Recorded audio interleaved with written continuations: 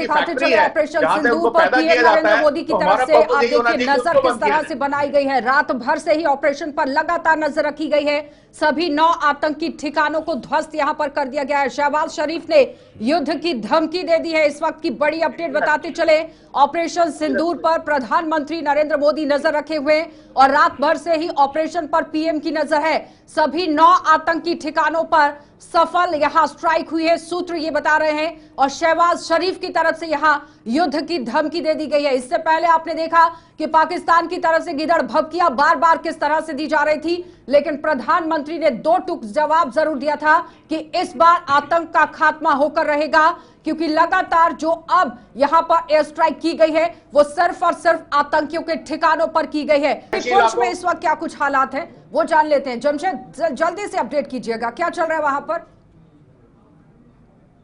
गुरजी, बिल्कुल देर रात 1 बजे के बाद ही जोरदार धमाकों की आवाजें खिताई पीर पंचाल में लगातार सुनने को मिली थी और बाद में खबर सामने आई, फौज की तरफ से कहा गया कि पाकिस्तान पर स्ट्राइक की गई। और स्ट्राइक के बाद इस वक्त की बात अगर करूं, पुंछ के अंदर पाकिस्तान की तरफ इनका सिलसिला जो दगवार सेक्टर के अंदर शुरू कर दिया गया है, जिसमें रिहायशी इलाका बहुत ज्यादा इसमें अफेक्टेड इस वक्त पुंछ के अंदर हो रहा है। लगातार ये खबरें सामने आ रही हैं कि पुंछ की, इससे पहले अगर राजौरी की लाइन ऑफ कंट्रोल पर बात करें, इस तरह की आवाजें सुनाई दे रही थी, क्योंकि रात 1 बजे के बाद लगातार जोरदार धमाकों की आवाजें सुनाई दे रही थी।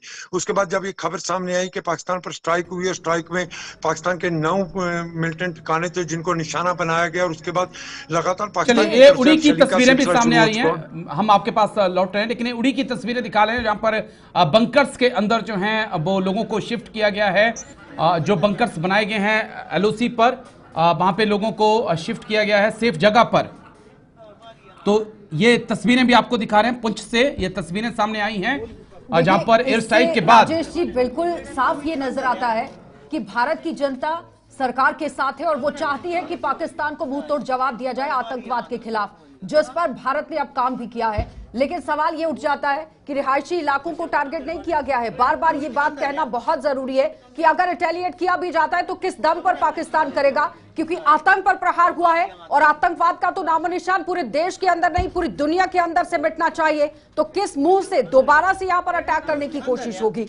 लेकिन जमशेद, ये अपडेट कीजिएगा कि रिहायशी इलाकों के अंदर जो बंकर्स बनाए गए हैं वहां पर आप देखिए पनाह जो है वो लोगों की तरफ से ले ली गई है, क्योंकि आज का दिन ही रखा गया था मॉक ड्रिल के लिए, लेकिन उससे पहले इस तरह से बड़ी कार्रवाई को अंजाम दिया गया है भारत की तरफ से।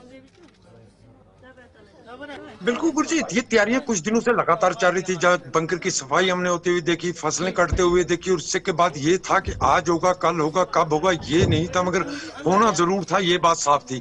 और आज वो हुआ है जो करना था, क्योंकि पहलगाम हमले के बाद पूरे हिंदुस्तान के अंदर एक गम गुस्सा था और उस गम गुस्से की लहर अब दिन ब दिन बढ़नी शुरू हो चुकी थी। हालांकि तारीख में पहली बार हमने ऐसा भी देखा होगा कि पाकिस्तान के खिलाफ वादी कश्मीर के अंदर भी जगह जगह पर प्रोटेस्ट, और वहां की आवाम भी चाहती थी कि इसका बदला लिया जाए, और वो बदला ले लिया गया। हालांकि थोड़ी देर पहले मैं पाकिस्तान के मीडिया पे खबरें सुन रहा था, जो बड़े बड़े दावे अब उसकी तरफ से किए जा रहे हैं। अभी थोड़ी देर पहले एक प्रोपेगेंडा उनकी तरफ से मैं सुन रहा था कि पाकिस्तान भारत के 3 जहाज मार गिराए हैं, जिसमें 2 राफेल हैं। इस तरह के प्रोपेगेंडे अब पाकिस्तान की तरफ से करना शुरू कर दिए गए।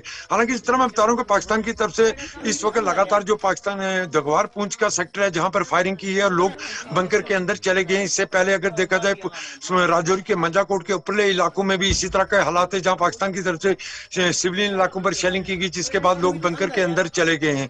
क्योंकि लोग पहले से ही इस बार तैयार थे, क्योंकि इस बार सबको पता था कि कुछ बड़ा करना है भारत ने, क्योंकि इस बार बदला लेने की आवाज हर घर हर जगह से उठ रही थी, और वो बदला इस वक्त ले लिया गया। जी, कि एलओसी पर हैवी वेपन्स का भी इस्तेमाल हुआ है। अभी तक हम देख रहे थे कि स्मॉल आर्म का इस्तेमाल दोनों तरफ से हो रहा था, लेकिन हैवी वेपन्स के इस्तेमाल की क्या पुख्ता जानकारी है?